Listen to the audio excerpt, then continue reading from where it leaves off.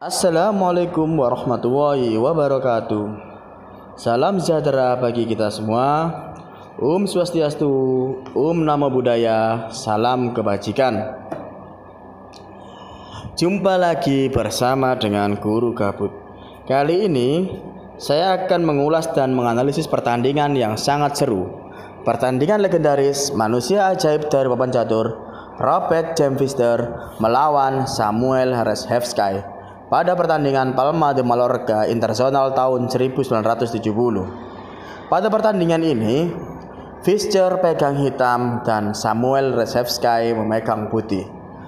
Pertandingan ini sangat seru dan menarik karena Pfister melakukan pengorbanan menteri sebanyak 2 kali. Pengorbanan pertama dilakukan pada langkah ke-28 dan Samuel Rzeszewski menolaknya. Lalu pengorbanan kedua dilakukan pada langkah ke-30 yang membuat Samuel Rzeszewski mengakui kekalahannya.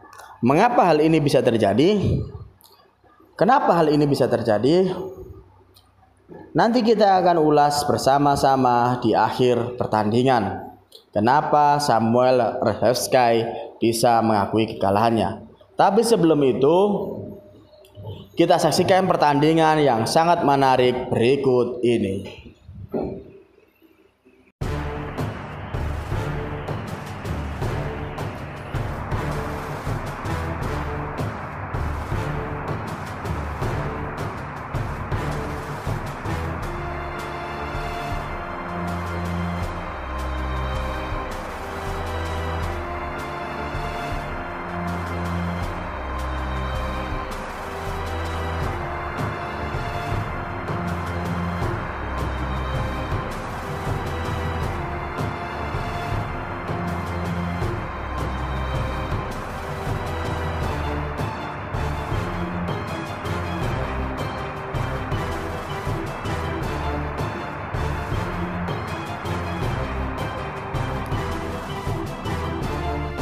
Pada langkah ke-28 ini, Pfister mengorbankan menterinya di peta F4 dan Samuel Rzeszewski menolak pengorbanan ini.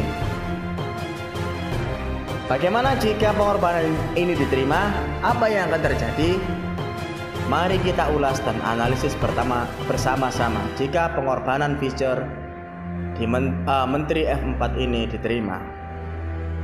Jika benteng F1 pukul menteri F4, maka hitam akan membalas dengan E8 ke E1 skak. Putih tidak ada jalan lain selain menutup skak benteng ini karena raja tidak bisa lari. Maka benteng putih F4 ke F1 dan dibalas dengan hitam benteng E1 pukul benteng F1 dan terjadi skakmat. Inilah yang akan terjadi jika pengorbanan menteri diterima oleh Samuel Rzeszewski. Dia akan terkena skakmat dan kalah. Baiklah, kita akan kembali ke langkah yang sesungguhnya yang dilakukan oleh Samuel Rzeszewski. Pada langkah ke-28 ini ya, pada saat Pfister melakukan pengorbanan, Samuel menggerakkan rajanya ke peta G1. Lalu hitam membalas menggerakkan menterinya ke D4 dan skak. Lalu putih menjawabnya dengan raja bergerak ke H1. Lalu dibalas hitam dengan pengorbanan menteri di peta F2 dan Samuel Rzeszewski mengakui kekalahannya pada langkah ke-30 ini saat Pfister melakukan pengorbanan menteri di peta F2. Bagaimana jika pengorbanan Pfister menteri di peta F2 ini diterima oleh Samuel Rzeszewski? Apa yang akan terjadi? Mari kita ulas dan analisis bersama. Jika pengorbanan ini diterima, benteng pukul Menteri F2, maka hitam akan membalas dengan benteng E8 ke E1 skak. Skak ini tidak ada jalan lain selain ditutup ya. Maka benteng F2 kembali lagi ke F1 untuk menutup skak benteng, dan hitam membalasnya dengan benteng E1 pukul benteng F1 dan terjadi skak mat. Ini yang akan terjadi. Bagaimana dengan prediksi yang lain? Mari kita cocokkan bersama-sama. Bagaimana jika pihak putih menggerakkan pion H2 untuk membuat jalur pelarian raja? Baiklah, mari kita coba analisis bersama-sama. Jika putih menggerakkan pion H2 ke H3 dengan tujuan membuat jalur pelarian raja, maka hitam membalasnya dengan Menteri pukul benteng F1 skak, dan raja bergerak ke H2, kemudian menteri hitam ke F4 skak, dan putih bisa membalasnya dengan menutup dengan pion ya, pion G2 ke G3, lalu hitam membalas dengan menteri ke F2 skak dan raja putih ke H1, dan akan diakhiri dengan sangat manis dengan benteng E8 ke E1 skak.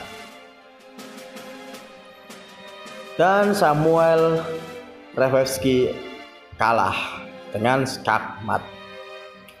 Bagaimana dengan simulasi yang lain? Mari kita cocokkan. Bagaimana jika pada saat langkah ini raja bergerak ke H1, maaf ya, ke H1, maka hitam akan melakukan skak mat dengan menggunakan benteng E8 ke E1 skak mat. Sangat indah sekali. Bagaimana dengan simulasi yang lain? Mari kita lihat ya. Kita cocokkan. Nah, bagaimana jika yang bergerak adalah menteri putih? Baiklah, mari kita lihat apa yang akan terjadi. Misalnya menteri putih di 7 bergerak ke B5 dengan tujuan memberikan bantuan kekuatan di petak benteng F1. Hitam akan membalasnya dengan E8 ke E1 dengan tujuan memberikan daya tekan ke petak benteng F1. Benteng F1 jika makan benteng E1, kita lihat ya. Benteng F1 pukul benteng E1, maka hitam membalasnya dengan menteri F2 pukul benteng E1 skak. Tidak ada cara lain selain ditutupi ya. Jadi menggunakan menteri putih untuk menutupi skak menteri hitam. Jadi menteri putih B5 ke F1, lalu hitam membalas dengan menteri hitam E1 pukul menteri putih F1 dan terjadi skak mat. Itu yang akan terjadi jika benteng tadi dimakan.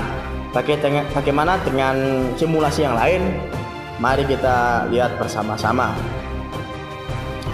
Bagaimana jika jawaban putih tidak makan benteng, tetapi menggerakkan pion H2 ke H3 dengan tujuan membuat jalur pelarian?